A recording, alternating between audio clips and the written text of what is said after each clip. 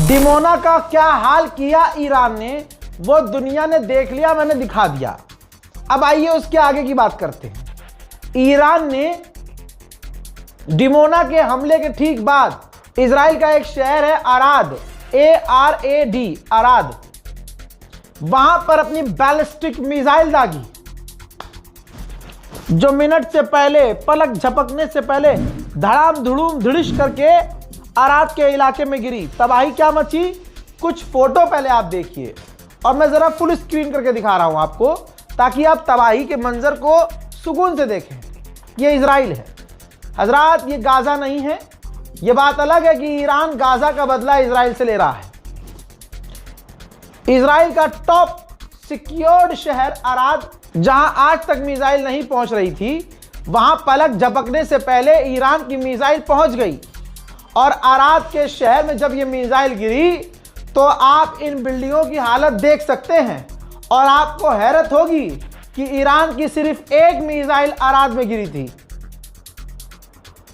अल्लाह अकबर, अल्लाह अकबर। एक missile fatherland के लिए काफी है अंधभक्तों। इसीलिए कहते हैं किसी को बाप बनाओ तो देखकर बनाओ। ईरान को बाप बनाते तो आज तुम्हारे चेहरे पर मुस्कान होती। पूरी दुनिया ईरान के पावर का लोहा मान रही है। अभी आपके सामने देख लो ना, ईरान की एक मिसाइल और मोहल्ला इजराइल का पूरा बर्बाद। इस हमले में 50 से 60 लोग इजरायली घायल हैं, भारी तबाही मची है। और आपको आगे की बात बताऊं, ईरान की एक बैलिस्टिक मिसाइल को रोकने के लिए इजराइल के डिफेंस सिस्टम पूरी तरह से फेल हो गए और मिसाइलें जाकर धपाधप गिरी हैं, जिससे तबाही खौफनाक मची है। आइए अब तबाही के कुछ ऐसे मंजर जो आपके लिए जरूरी हैं।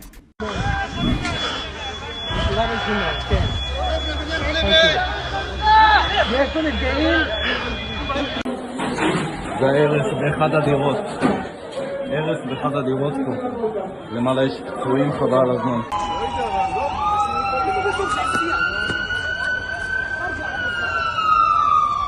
פגיעה ישירה בערד. פגיעה ישירה בערד. פגיעה ישירה בערד.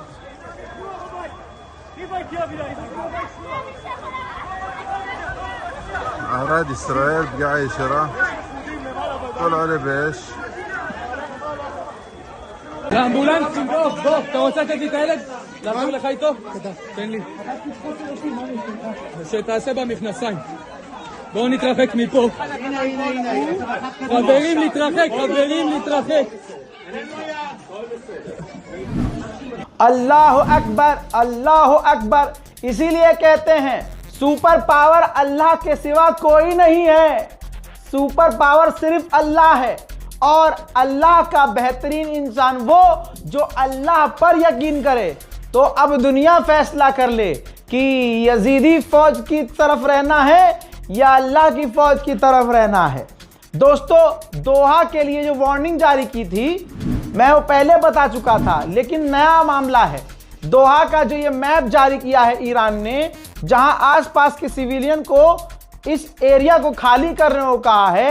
मामला ये है कि जो ये मैप है, यहां अल जजीरा का मीडिया ऑफिस है।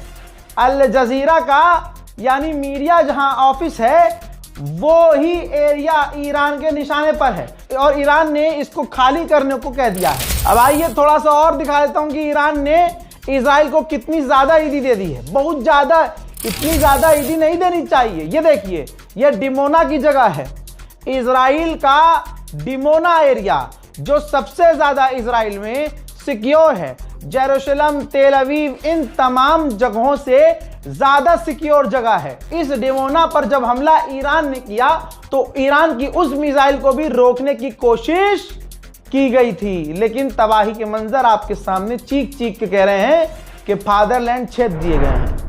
मेरे दोस्तों, ये जो रात गुजरी है, जिसमें एक दिन पहले नेतन्याहू ने ईरानियों को चिढ़ाया था हैप्पी नौरोज बोलकर, ईरान ने असल में उसको सीरियस ले लिया और इजराइल के तमाम साथियों को ईदी दे दी। भाई कतर में जो हमला ईरान ने दोबारा से किया बीती रात, उसमें हिट हुआ हीलियम एरिया, जहां कतर हीलियम बनाता है और पूरी दुनिया को एक्सपोर्ट करता है। तो अब आप समझ लीजिए कि हीलियम क्यों चाहिए होता है, हीलियम की खासियत क्या होती है, आपके लिए हीलियम क्यों जरूरी है, आपका मुल्क हीलियम का क्या करता है, वो सब खुद सर्च करो। लेकिन पूरी दुनिया को जो हीलियम देता है कतर, वो अब सप्लाई टूट गई है और हीलियम कतर ने बनाना अब बंद कर दिया है। उधर बहरीन में भी अमेरिका के मिलिट्री बेस पर मिसाइलें हिट हुई हैं। भाई एक रात में ऐसे हमले हो रहे हैं पूरे मिडिल ईस्ट में कि ऐसा लग रहा है कि ईरान अकेला नहीं लड़ रहा है। 11